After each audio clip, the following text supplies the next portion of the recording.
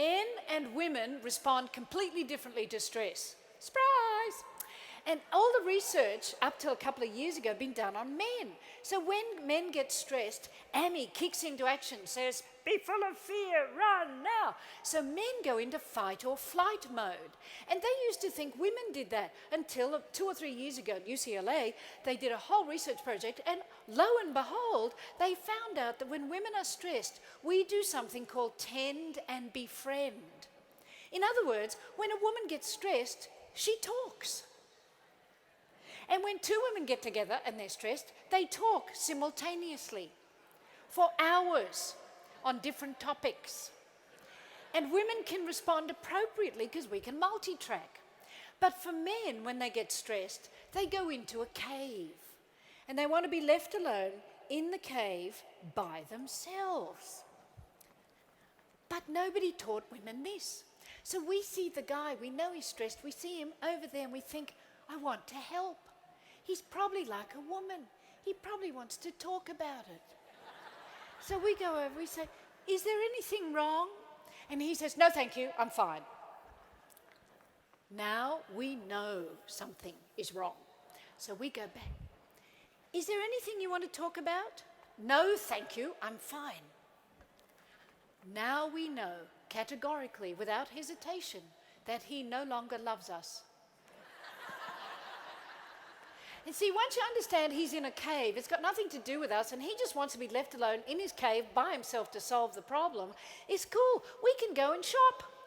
In fact, the best way to get him out of the cave is to go, hi, honey, I know you're in your cave, so I'm just off shopping with your credit card. Bye. Because he wants us to be happy while he's miserable. And because he doesn't want to be worrying about us as well. But you know, men also don't know that women need to talk. And here is a picture of a man listening to a woman talk about a problem.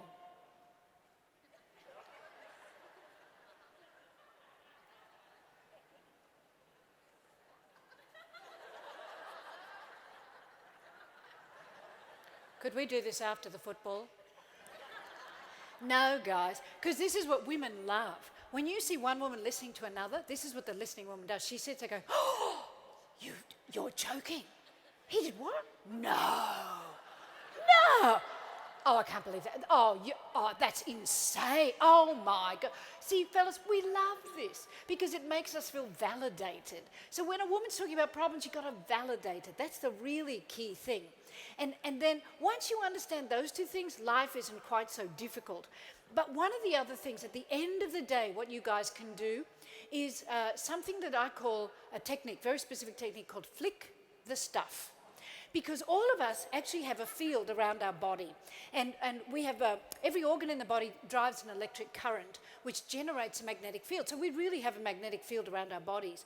And it goes out about 6 feet, particularly from the heart. The heart generates the biggest field. Oh, so when you're angry and you go to bed at night, you mess with the other person's brain.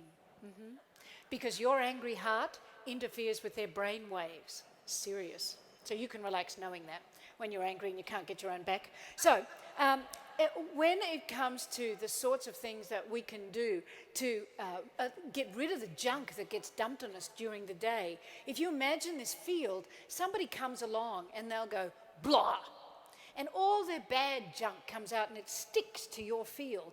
And at the end of the day, you feel like you weigh 100 tons because you're carrying all this stuff in your field. So flick the stuff gets rid of it. So everybody stand up.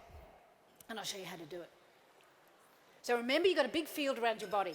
And on the first, we're going to take 2 breaths. And on the first breath, you're going to wipe half of the field, scoop the stuff up, and flick it away. Try not to flick it on someone else and everybody don't flick it towards me. I'm going to hide behind the flip chart, okay, in a minute. So we're going to scoop, big breath in, and scoop it up, and flick. Now make sure you flick it like... You can't go, because it'll land right at your feet, okay? Now, second breath, we're going to do the other half of your field. So big breath in. And flick. That thing will probably fall over in a minute. So when you go home at night, when you leave the house, I want you to flick, or leave the office, leave the salon, I want you to flick the stuff. Before you walk in the door at night, flick the rest of the stuff that you picked up in the car on the way home. And have a quick seat before we finish up, because I want to read you something. Because this gives you a hysterical thing to laugh at. It's from the internet. I can't give you the source, I'm sorry. If anybody knows the source, let me know. But it highlights the differences between men and women. And because that causes such a lot of stress between us, I figure it's a great way to encapsulate it. So it's called How to Shower Like a Woman. This is how to shower like a woman. Take off clothes and place them sectioned in laundry basket according to lights and darks. Walk to the bathroom wearing a long dressing gown. If you see husband along the way, cover up any exposed areas. Look at your womanly physique in the mirror, make mental note to do more sit-ups, leg lifts, etc. Get in the shower. Use the face cloth, arm cloth, leg loofah, wide loofah and pumice stone. Wash your hair once with cucumber and sage shampoo with 43 added vitamins. Wash your hair again to make sure it's clean. Condition your hair with grapefruit mint conditioner, enhanced. Wash your face with crushed apricot facial scrub for 10 minutes until red. Wash entire rest of the body with ginger nut and Jaffa Cake body wash. Rinse conditioner off hair. Shave armpits and legs. Turn off shower. Squeegee all the wet surfaces in the shower. Spray mold shots with tile cleaner. Get out of the shower. Dry with a towel the size of a small country. Wrap hair in super absorbent towel. Return to bedroom wearing long dressing gown and towel on head. If you see partner along the way, cover up any exposed areas. Now, how to shower like a man. Take off clothes while sitting on the edge of the bed and leave them in a pile. Walk naked to the bathroom. If you see your partner along the way, shake your private part at her, making the woo-woo noise. Look at your manly physique in the mirror. Admire the size of your private part and scratch your butt. Get in the shower. Wash your face. Wash your armpits. Blow your nose in your hands and let the water rinse off them. Fart and laugh at how loud it sounds in the shower. Spend the majority of your time washing your privates and the surrounding area. Wash your butt, leaving those coarse hairs stuck on the soap. Ew. How true is that? Anyway, wash your hair. Make a shampoo Mohican. Pee.